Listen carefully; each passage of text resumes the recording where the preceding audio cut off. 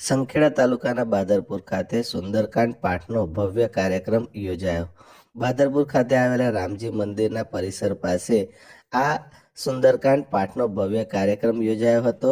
બાદરપુર ખાતેના રામધૂન મંડળ દ્વારા આ સુંદરકાંડ પાઠનું આયોજન કરાયું હતું. સુંદરકાંડના પાઠના પ્રસંગે ગામના ભાવિક ભક્તો ખૂબ જ મોટી સંખ્યામાં અત્રે ઉપસ્થિત રહ્યા હતા. વક્તા તરીકે હેમાંગ દવે અત્રે ઉપસ્થિત રહ્યા હતા.